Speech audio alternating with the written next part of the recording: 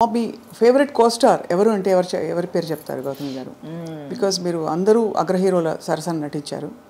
దాదాపు I think అందరూ all South Indian stars you have acted with. Almost very few people have not acted with. Chiranjeevi garu లేదు, ఆయన టైంలో he was actually upset with me. ఎందుకంటే ఒక film three films ఆ టైంలో అడిగారు అనమాట. కానీ ఐ ఫెల్ట్ సో బ్యాడ్. ప్రతిసారి ఇక్కడ ఆల్రెడీ కమిట్ అయిన ఒక సినిమా, యాక్చువల్లీ కోఇన్సిడెంట్లీ రజనీ గారి ఫిల్ము క్లాష్ వచ్చిందనమాట. అండ్ ఇప్పటిదాకా ఒక ఫిల్మ్ కమిట్ అయిపోతే ఏ కారణం కొద్ది కూడా అది ఆ డేట్స్ డైవర్ట్ చేసి ఇంకొకరు కూడా ఇప్పుడు దాకా చేయలే. I last good films, but అలాంటి కాంప్రమైజ్ ఎప్పుడు చేయలే. అది తెలుస్తుంది, మీ ఖచ్చితంగా ఉంటారండి మీరు. మన వల్ల ప్రొడ్యూసర్కి మాత్రం ఇబ్బంది కలగకూడదు. ఒక ఫిల్మ్కి ఆ మర్యాద మనం ఇవ్వాలి. So I feel so bad. ఇవాళ దాకా I feel so bad. Maybe ఆయనకు ఒకరోజు పర్సనల్గా ఎక్స్ప్లెయిన్ చేయడానికి అవకాశం దొరుకుతుంది, but I feel bad. And Balakrishna garu, few people I not work, otherwise mostly అందరూ వర్క్ చేశాను. వెంకటేష్ గారితో బ్యూటిఫుల్ శ్రీనివాస్ కళ్యాణమే ఉంది. I know. కాకుండా of course Guru Sishyan with Rajini garu. Rajini గారితో చాలా చేశారు కదా.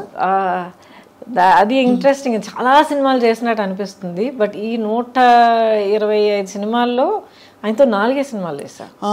But each one is a huge hit. కానీ ఒక సోషల్ ఇంపాక్ట్ కానీ మాస్ ఇంపాక్ట్ కానీ అంత క్రియేట్ చేసింది అనమాట. సో మీరు డాన్స్ చిన్నప్పటి నుంచి నేర్చుకున్నారా? అంటే అసలు ఎలా వచ్చింది మరి అంత బ్యూటిఫుల్ మూవ్మెంట్? బికాస్ ఎక్కడ చూసినా కూడా మీ పాటల్లో మీకుండే స్టెప్పులు అసలు ఆ టైంలో బాగా ఫేమస్ అయిన స్టెప్పులు కొన్ని ఉన్నాయి మీరు చేసిన. So and also Chikkubuk Railu of course ఒక కింగ్ ఆఫ్ డాన్స్ ఆయన. చిక్కుబుక్ రైలు అయితే యాక్చువల్లీ ఆ ఫిల్మ్ కొరియోగ్రఫీ తలక గ్రామరే మారిపోయింది. అప్పుడు దాకా ఒక స్టైల్లో వెళ్తూ ఉండింది. ఆ సినిమాలో ప్రభుదేవ అండ్ రాజు సుందరం ఇద్దరు వాళ్ళ నాన్నగారు సుందరం మాస్టర్ గారి గైడెన్స్లో ఫుల్గా మార్చిపారేశారు. అండ్ నాకు అస్సలు డాన్స్ రాదండి, అస్సలు డాన్స్ రాదు. ఎక్కడ అలా అనిపించదు? ఎక్కడ మీరు +2 చదివేటప్పుడు అందరూ నేర్చుకునేటట్టు నేను కూడా కూచిపూడి క్లాస్కి వెళ్ళేదాన్ని. బాలాక్క టీచర్ అక్కడ బ్యాక్ కొట్టి ఒక పాస్చర్ తెప్పించి బేసిక్స్ అంటే నేర్చుకున్న తర్వాత ఇండస్ట్రీకి వచ్చేసా. I never knew how to dance at all. చేసి చేసి చేసి చేసి నన్ను ట్రైన్ చేసుకున్నాను. బేసిక్లీ రిథమ్ అంటే ఏంటి, మూవ్మెంట్స్ అంటే ఆ బాడీ మూవ్మెంట్ అంటే ఎలాగా, బాడీ అనేది ఒక నార్మల్ యాక్షన్ సీన్ నుంచి ఒక సాంగ్ సీక్వెన్స్కి ఎలా మనల్ని మార్చుకోవాలి. బికాస్ వర్కింగ్ సో మచ్ అండి. 24 అవర్స్లో మనం ఆల్మోస్ట్ 18 అవర్స్ నేను సెట్లో ఉండేదాన్ని. డైలీ 2 షిఫ్ట్స్ వర్క్ చేసేదాన్ని. సో అంత వర్క్ చేస్తున్నప్పుడు అది ఆల్మోస్ట్ ఒక బ్రీదింగ్ లాగా అయిపోతుంది మనకి. సో మరి అందుకనే బహుశా మీరు అంత అజైల్గా కనిపించేవారు స్క్రీన్ మీద. యువర్ సో అంటే ఎలా చెప్పాలి, ఫ్లూయిడ్గా ఉండేది మీ పర్ఫార్మెన్స్ అంతా కూడా. థ్యాంక్ యూ ఫర్ దాట్ అండి. బట్ ఐ థింక్ ఇప్పుడు మీరు అంటున్నప్పుడు mind went back to that. నాకు ఓవర్వెల్మింగ్గా గుర్తొచ్చేది ఏంటంటే I just loved what I was doing.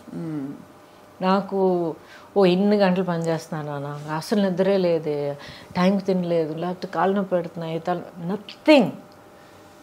Next ఏంటి, ఏ సినిమా, ఏ షూటు, ఏం సీన్, ఏం చేస్తున్నావు. It was a fantastic thrilling ride for me అనమాట. అండ్ ఇట్స్ చాలా గొప్ప బ్లెస్సింగ్ అండి. Almost 37-38 years now. అవును, నాన్ స్టాప్. ఎప్పుడు అసలు అలసిపోలేదు. And I'm still here.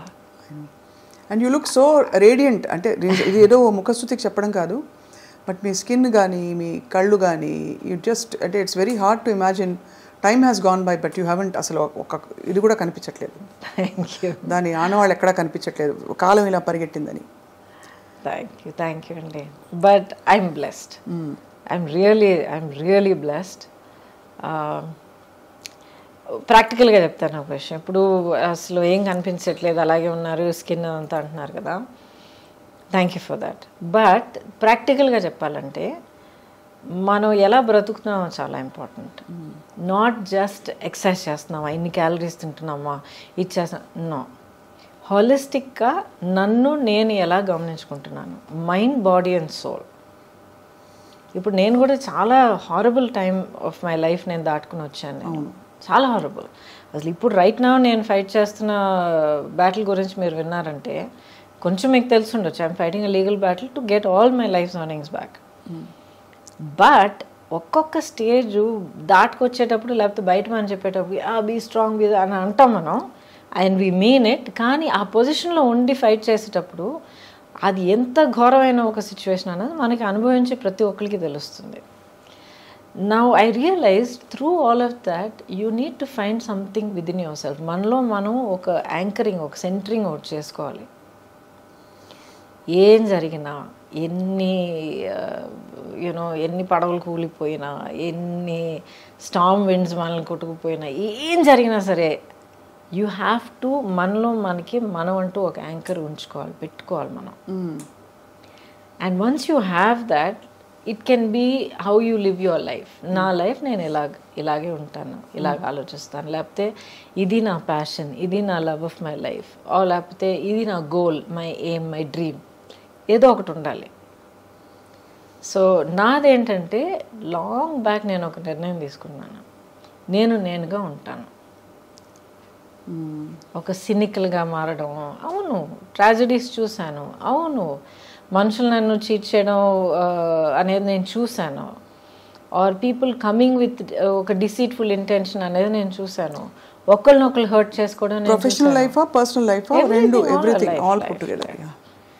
Professional I don't think so, but around in life, in life, especially మీరు as you get older you become a parent, లైఫ్ని ఇంకో కొత్త పర్స్పెక్టివ్లో చూస్తారు. మీ చుట్టూ ఉన్న అప్పుడు దాకా మీకు అసలు మీ నోటీస్కే రాని కొన్ని విషయాలన్నీ మీరు కొత్తగా యాజ్ అ పేరెంట్గా మీరు చూసేటప్పుడు అన్నీ మీరు క్లియర్గా అబ్జర్వ్ చేయడం మొదలు పెడతారు. బికాజ్ ఓకే నా బిడ్డని దీని నుంచి కాపాడాలి, నా బిడ్డని దీని నుంచి కాపాడాలి అని మనం చూడడం మొదలు పెడతాం. అప్పుడు I became aware of the world around me అనమాట. Because I was single parent.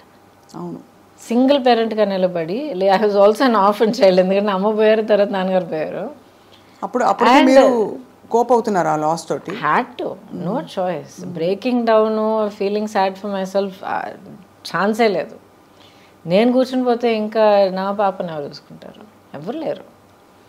So I just focused on that. What next, దానికోసం నేనేం చేయాలి, నెక్స్ట్ ఇప్పుడు నేనేం చేయాలి, రేపటికి ఎలా ప్లాన్ చేయాలి, ఇది ఒకటే తప్ప వెరీ సింగిల్ మైండెడ్.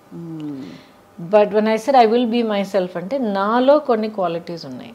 ఆ క్వాలిటీస్ నేను వదిలిపెట్టను, కాంప్రమైజ్ అవ్వను. అవి తెలుసుకోవడమే పెద్ద గగనం అండి. మనం ఏంటో తెలుసుకోవడం అన్నది